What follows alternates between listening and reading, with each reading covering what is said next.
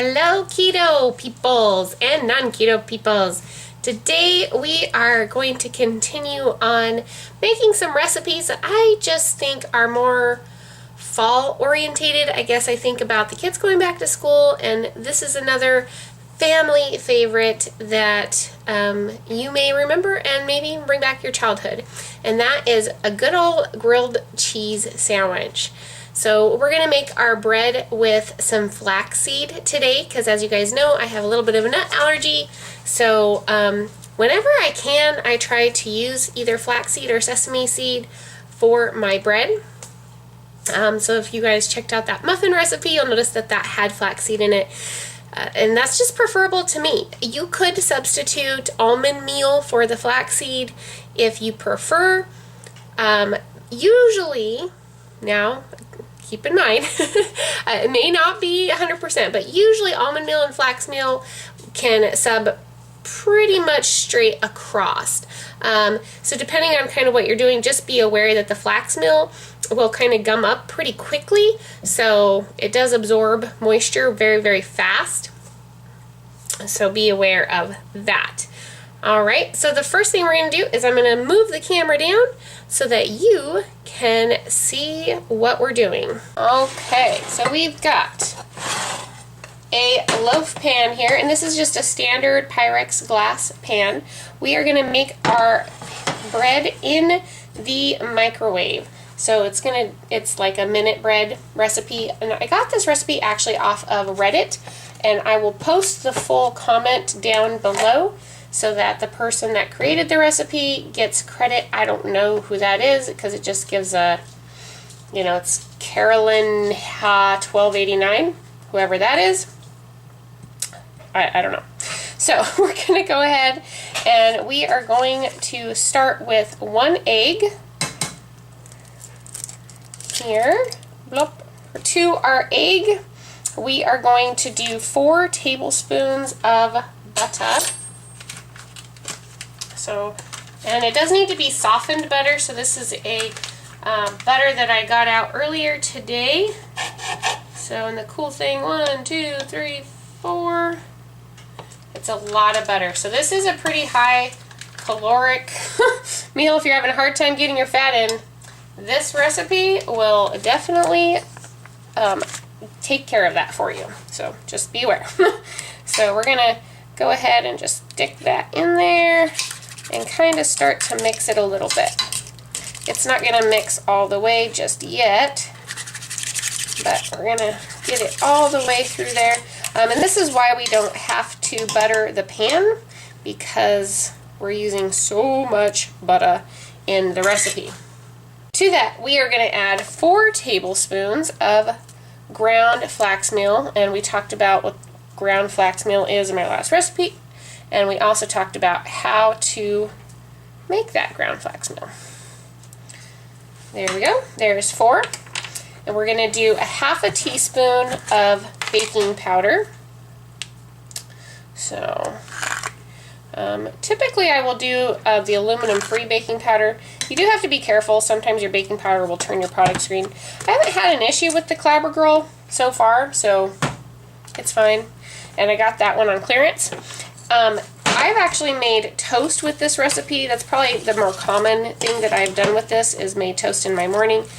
If you look back at my Instagram, you can actually find some photos of this as well as the macros. And I'll try to post those in the description as well, because again, this is something I've been making for a while. So I do have all of the macros and calories and whatnot already figured out. So we're going to keep mixing that.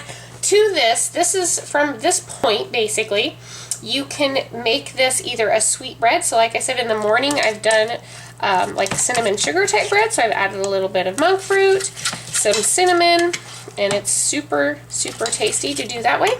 I usually add a splash of maple extract as well, because you know how much I like using extracts. But since we're making a sandwich with this today, we're going to do some salt. And we're going to do some Italian seasoning, because we're going to do a grown-up grilled cheese, and I'll show you why I'm calling it a grown-up grilled cheese. This bread and flax meal in general has a very, very bland taste. It does not really taste much like anything. So you definitely want to add some kind of seasoning. Otherwise you're just like, what is this? It's kind of disconcerting how bland it is. Once we get all of that all mixed up nicely, and we did get our butter all mixed up really well, as you can see, we're going to just spread that on the bottom of the loaf pan. And I do like the loaf pan the most because it makes a nice bread sheet. Even though it's not going to be, we're not going to slice it this way, it gives me two perfect little slices for my grilled cheese. So we're just going to move that over there and try to smooth it out, because again, it is not a real bread recipe. You could, if you wanted just some flavor, you could actually add some yeast to this as well to give it that yeasty flavor. I would still add the salt and the Italian though, or whatever seasoning you want to add depending on kind of what you're using the bread for. Just because, like I said, the yeast will give it a little bit more flavor, but it's not going to give a lot. If you really want to give it like a bread texture, you could probably do yeast and a little bit of monk fruit, because real bread is sugar and yeast, right? So, once we have that done, that's what it looks like. There's a side view. It's kind of messy, but that's okay. And we are going to pop this in the microwave. So I'll see you in about 90 seconds. And we're back. So I actually ended up doing about 2.5 minutes. So this is what it looks like. And it's got a really nice bread texture. I don't know if you can see that or not. But we are going to go ahead and get that out of here. Like I said, because it's got so much butter, it doesn't stick to the thing too well, but I'm going to just cut it right in half here, and then I'm going to just pull it out. So you can see it's a nice thickness for bread. I always end up grilling this a little bit because you can see the bottom, or maybe you can't see it, I can't tell, but it is a little moist.